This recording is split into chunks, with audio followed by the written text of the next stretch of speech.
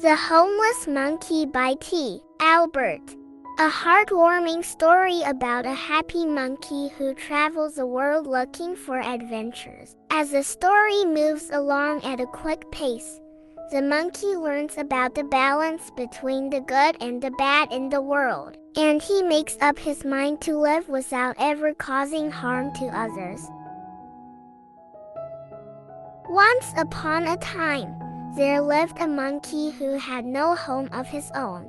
They called him Springs, for he always walked with a bounce in his steps. He had sold everything he owned, and with that money, he had started traveling the world. He wanted to see the world's smallest and biggest wonders. He traveled from village to village, town to town, and offered his services to do work in exchange for food and shelter. He was a happy monkey and he loved helping people. One day, he passed through the village of Sver, where 20 animals lived. He saw an old beaver, so he walked towards him and said, "Hello, Mr. Beaver. If I was to do some garden work for you today, would you be so kind as to give me something to eat?" The old beaver agreed and asked Springs to do some gardening and fix up a few things around the house. It was a long and tiring day for Springs, but enjoyed his day.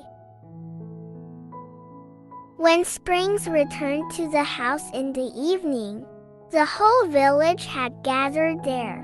There was a lot of food put out on the large wooden table, and everybody was celebrating as though a hero had come to their small village. They all had a great time that night. It was like a big party. There was dancing and lots of food, and Springs really enjoyed his evening. The following morning, when Springs was ready to leave, the old beaver approached Springs with tears in his eyes and said, "Thank you for joining us for dinner. Please come back whenever you have time.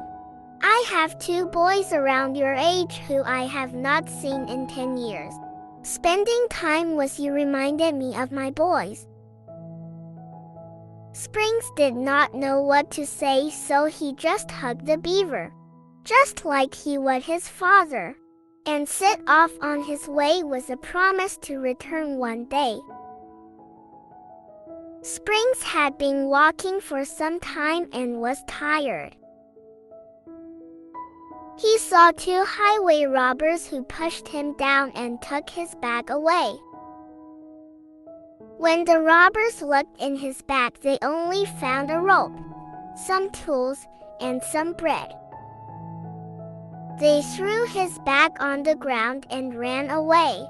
Springs picked up his backpack and continued on his journey. He started to think about all the good and bad in the world. The road was long and winding and finally led him to a dark forest. The only way he could continue his journey was to walk through the forest. Springs walked for more than an hour and then he realized he was lost. He decided to climb up a tree to relax and eat some of the bread the villagers had given him. Suddenly, Springs heard some voices shouting for help. He climbed down from the tree and ran in the direction the voices were coming from. Springs reached the place the voices were coming from.